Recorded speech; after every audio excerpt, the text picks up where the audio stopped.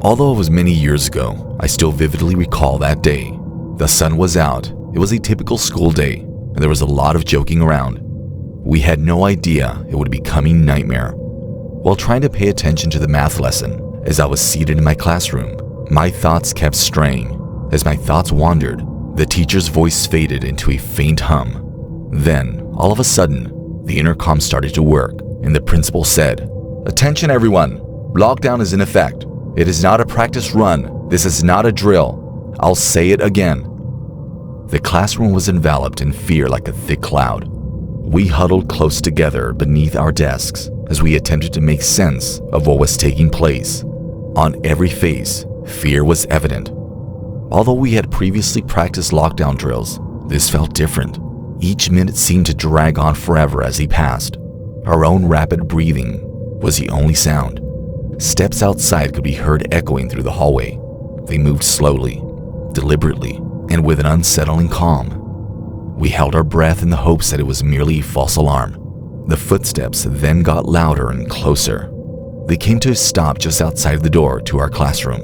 All other sounds were muffled by the pounding that my heart was making in my chest. My classmates could be heard whimpering while trying to hold back their tears. We remained silent while reassuring one another that we were in this together by locking eyes. When the door creaked open, the doorknob slowly turned.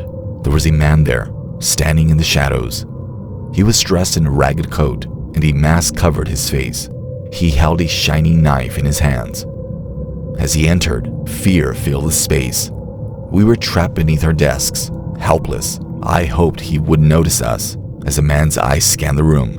Then, however, his attention fixed on a nearby closet. He sprinted in its direction without thinking, flinging open the door. Tears were streaming down the faces of two of my classmates who were hiding inside.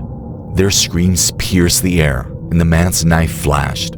Unable to witness the horror playing out in front of me, I squeezed my eyes shut. The agonizing sounds of violence continued for minutes. We stayed hidden, trembling and hoping it would be over soon. The man's footsteps eventually backed away, leaving a scene of unspeakable horror in their wake. We remained covert until we could hear sirens in the distance. Police had shown up. We slowly came out from under cover, our faces still red with tears and fear. The classroom was a nightmare, a chilling reminder of the horror we had just experienced. The man was eventually apprehended and punished, but the wounds he left behind would never fully recover. Our innocence was taken from us that day, and our school was turned into a terrifying place. Exercises in lockdown would never feel the same again. This is the account of a true nightmare, a day when the unthinkable actually happened. It serves as a chilling reminder that sometimes the most terrifying horrors can happen in the most unexpected places.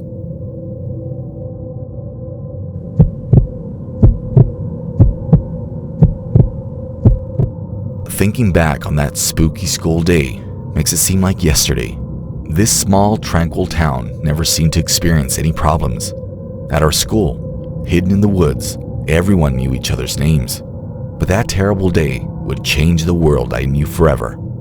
On a chilly winter morning, I was sitting in my classroom listening to the instructor deliver a dry lecture. The loudspeaker suddenly burst into life, and the principal of the school yelled, "Lockdown! Lockdown! This is not a prank!" My heart raced as I exchanged terrifying looks with my pupils. We understood what this meant. Although we had practiced lockdown drills before, this felt more urgent. We sat in the corner of the classroom, the lights off, the curtains drawn, trying to keep as much silence as we could. The atmosphere was thick with fear. Outside, we could hear people talking and people walking, and the tension was growing. The silence lasted for hours and seemed to last forever. Why weren't the police here yet? Who was outside? What was going on? The hallway suddenly erupted in a loud bang, and we all jumped. The sound was unmistakably a gunshot. As panic swept over like a tsunami, tears could be seen in the eyes of my classmates. We clung to one another and begged for safety. While we remained silent, minutes felt like they lasted for hours. We remained huddled as the authorities stormed the school, unsure of whether the threat had actually passed. We didn't start to unwind, even slightly, until an officer entered our classroom and assured us that the threat had been neutralized. The horrifying truth was revealed later. Someone we had known for years, a fellow student, had gone on the rampage. Before turning the gun on himself, he had brutally murdered another student. Our small community experienced unimaginable shock and grief. It was a question that haunted us all. How could something so horrible happen in our quiet town? We fought to make sense of everything in the days that followed. There were no simple solutions or consoling justifications. The wounds from that day would never fully heal, and the sense of security we had before was permanently destroyed. While I like to think that we came out of that gloom more united and stronger, the truth is that some wounds never completely mend. The horrors of that day would live in our memories forever, and we learned that sometimes evil can lurk in the shadows, even in the most unlikely of places. On that day, the innocence of our school was destroyed, and its place was taken by a chilling reminder of how terrifying and dark the world can be. Although I'm aware that I can't, I wish I could forget that memory.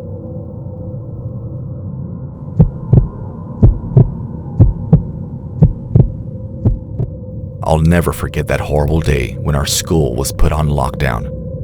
On a somber fall afternoon, I was stuck in math class and paying the teacher's rambling about numbers only passing attention. The loudspeaker abruptly broke into the principal's trembling, terrified voice. "It's time to go on lockdown, so pay attention everyone. Lock the doors, turn the lights down, and remain as silent as a mouse." In the classroom, a quick riot broke out. My heart was racing as we hurriedly followed directions. The darkness deepened, becoming foreboding and unsettling, and I huddled into a corner with my classmates. Outside, there was a frightful, horror movie-like howling wind. It seemed as though time was moving slowly. We were all looking nervously in each other's direction as the teacher seemed scared. Without knowing why, we were all on lockdown, and it was eerily quiet. Finally, a strange scratching sound could be heard coming from the hallway. In an effort to hear, we all held our breath. It sounded like someone was rubbing their nails across a chalkboard as the scratching grew louder.